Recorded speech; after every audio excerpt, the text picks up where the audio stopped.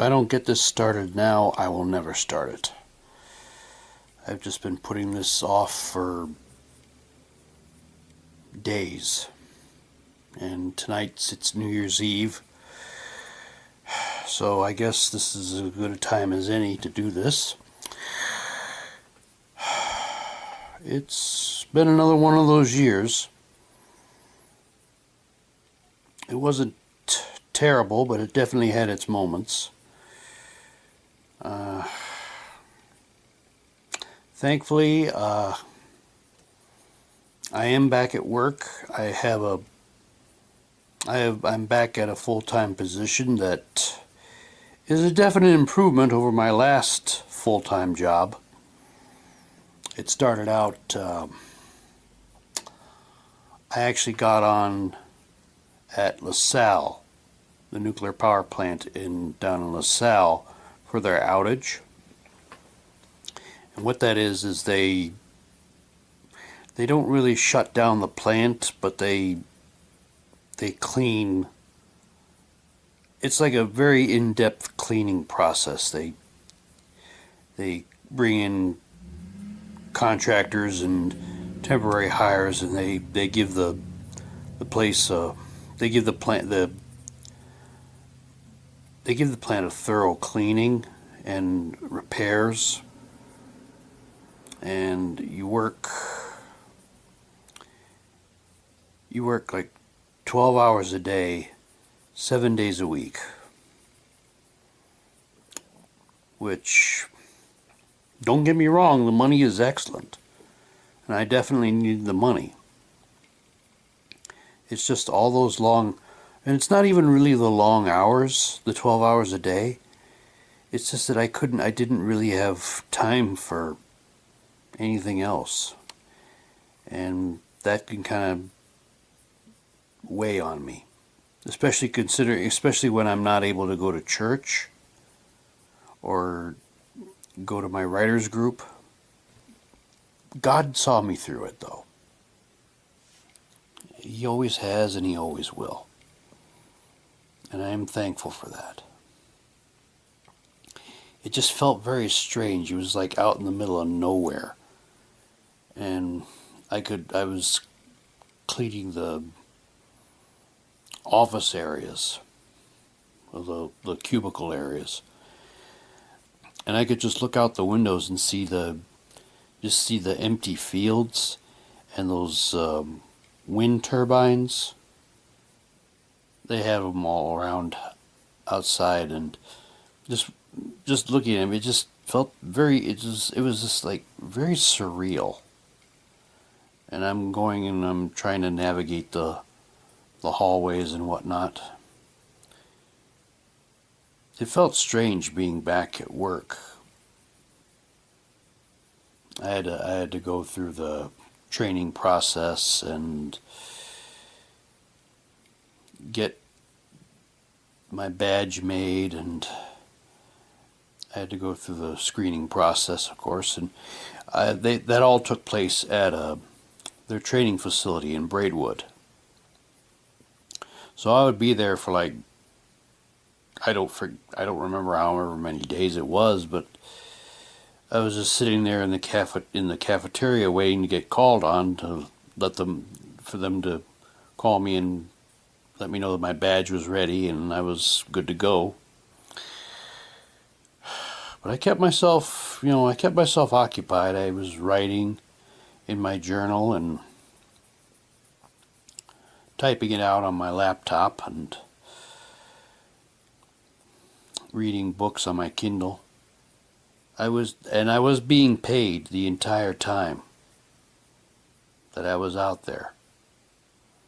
I was actually getting paid to write and read on my Kindle. And that was the best thing ever. I was in heaven. I really was. But I finally got the go ahead, and I was working there at LaSalle had to be at least a month, and after the outage was over, they kept me over for a couple weeks. Then finally that was done. let's see. I don't recall. Did I go back? I think I did. Yeah, I actually briefly went back to another old job that I had at Unitech. They do the laundries for the power plants. It felt kind of strange to be back there. Not a whole lot of the people that I worked with was the last time was there. Maybe one or two people. We didn't really interact much.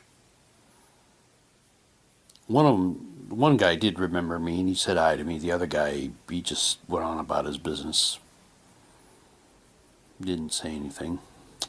And then I applied for, while I was doing that, I was waiting to, Braidwood was hiring for their outage. And I got on, I applied for there. That LaSalle helped me get my foot in the door.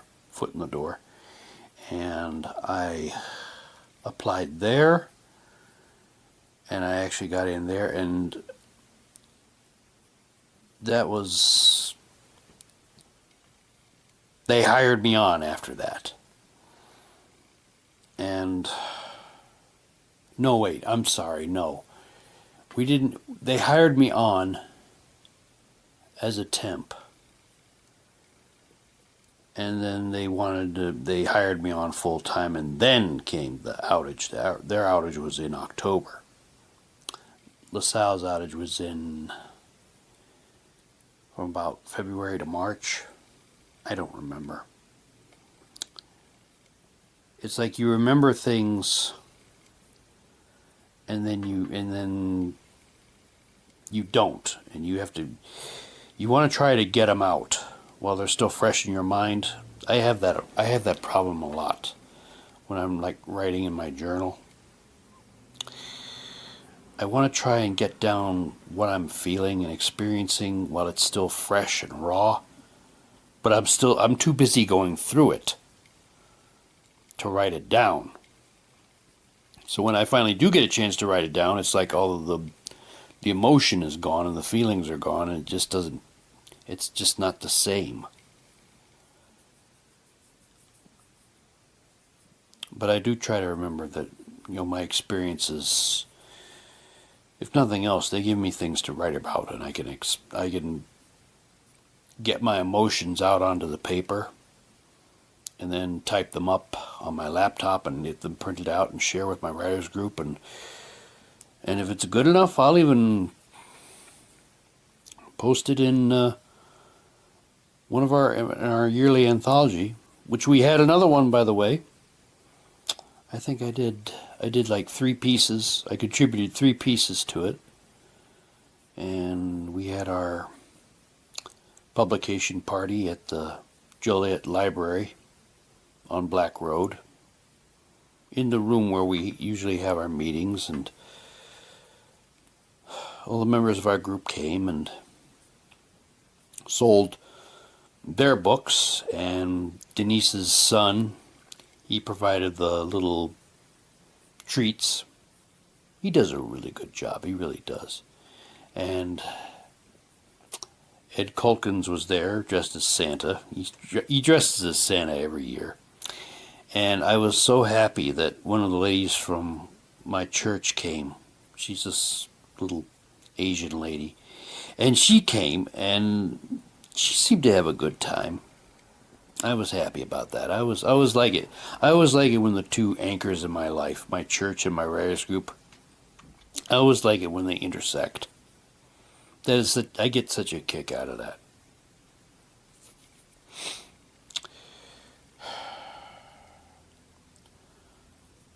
But I have been, this year,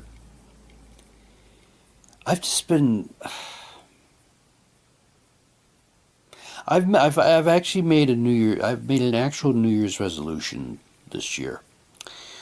I want to get out of survival mode, because I feel like I've been in survival mode for too long. and it wears you down. It really does. You know, trying to find a new job and trying to get back on track with getting my bills paid, my rent and all this other stuff. I am truly thankful for this job at Braidwood because it pays. It's the most money I've made to date, and we get paid weekly, and I have benefits, and the people are good. They really and truly are good. They're supportive, and I am so thankful for that. The people at my last job, I mean, some of them were okay. I mean, they were nice, but they were a little on the sketchy side. And there really wasn't that much. There wasn't this much closeness or camaraderie as there is here at Braidwood.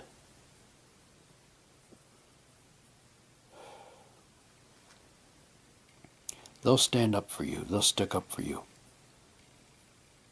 I don't get that a lot at places I've worked with. I mean, places like where they'll tell you they're your friend. You know, and they'll pat you on the back, and most of the time they're just looking for a good place to stick the knife. It started out, I would wear my regular shirts, and I have this shirt that was it's based off the Alabama leprechaun. When people thought in this one neighborhood in Alabama thought that there was a leprechaun in the neighborhood, and they interviewed this one guy. He was pointing at the tree where they said they saw the leprechaun at, and he was going to get a backhoe and uproot that tree and find the pot of gold. He said, "I want to know where the gold's at." And they put that on a shirt, and I bought it at Hot Topic. So I was wearing it one day as I was cleaning in the annex building. I had floors that I went through and did the bathrooms and trash and dusted and whatnot. And I had that shirt on. I want to know where the gold's at. And some idiot thought it said, "I want to know where the blow's at." So I had to show my boss and my supervisor my shirt, and they're like, "That's not what that says." But anyway, we have official shirts now that has the company logo on it. So we all wear the same shirts now, and nobody gets upset about whether or not the shirt says what they think it says. And I told some people there about the Alabama leprechaun, and they got a kick out of it. They watched the video with the news footage, and this one video of these two radio guys, I think they were from Texas. They actually drove to Alabama to investigate the leprechaun. And they talked to some of the locals, and they're like, "Oh yeah, we know who it was. It was this guy. They called him Midget Sean." He was a midget, obviously, and apparently they said he was the one who dressed like a leprechaun and climbed up in the tree. It's a fun little story. You should just look it up. Mobile, Alabama leprechaun. It was funny. Well, I did get some sparkling apple cider for tonight. It's not midnight yet, but I thought, I still have it in the refrigerator for later, but I thought, I've had this in my refrigerator for months, I was going to do another taste testing video, but I just got so caught up with trying to find another job and trying to get things back on track and course correct that it just basically sat there in the fridge. It's Grandpa Joe's ketchup soda. This is the same guy. This was made by the same guy who made the mustard soda and the barbecue chicken soda. Oh no, that was a different guy. But yeah, he made the mustard soda, and now he's got the ketchup soda, and I'm gonna. It's now or never. I'm gonna give it a try here. I'm sure it'll still be good. It's made in Pittsburgh. There's kind of a ketchupy smell to it. Tomatoes. Let's see.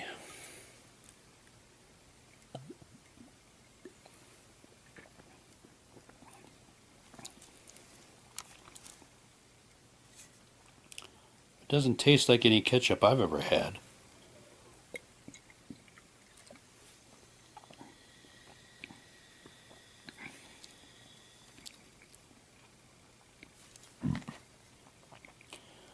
No, it does not taste like ketchup. It's not terrible. It just tastes very strange. But it does not taste like ketchup.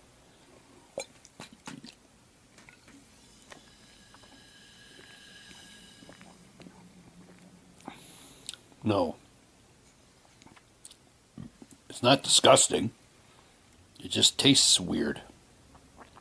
It just tastes like, it doesn't taste like it's supposed to taste. This is not ketchup.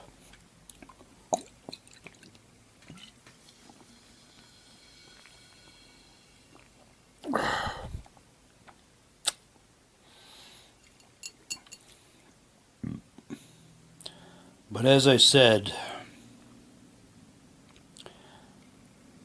they brought me on as a temp at Braidwood, and they hired me. I think it was in June they hired me. And I was just so thankful. I really and truly was. I was spending all my time trying to course correct and stabilize. And I was stabilizing pretty well, and I was thankful, and I was actually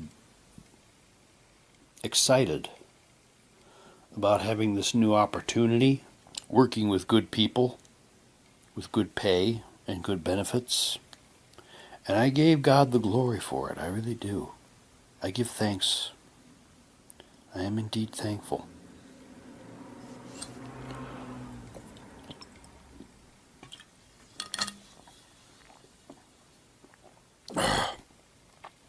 And little by little,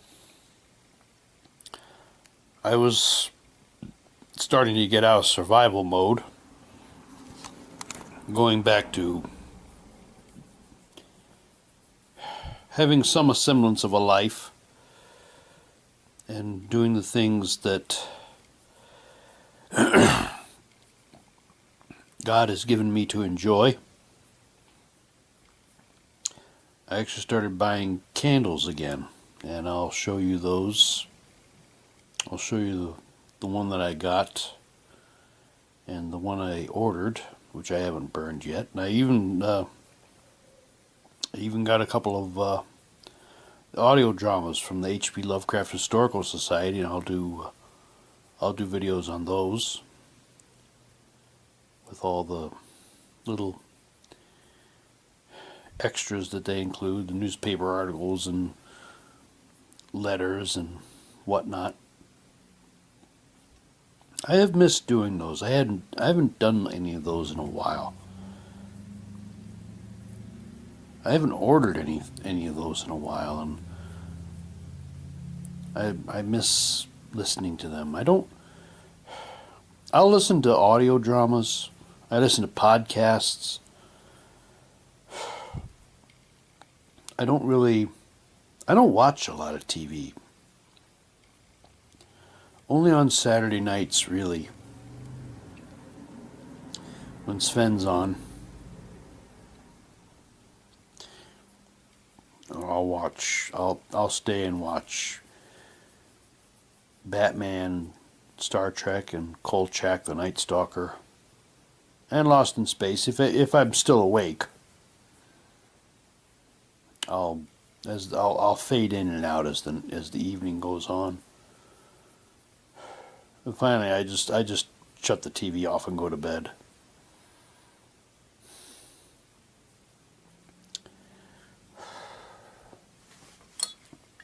Almost done. Maybe one more swig.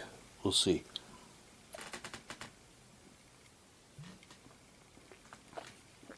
Yep. That's done. It was not ketchup. I don't know what that taste was, but it was not ketchup.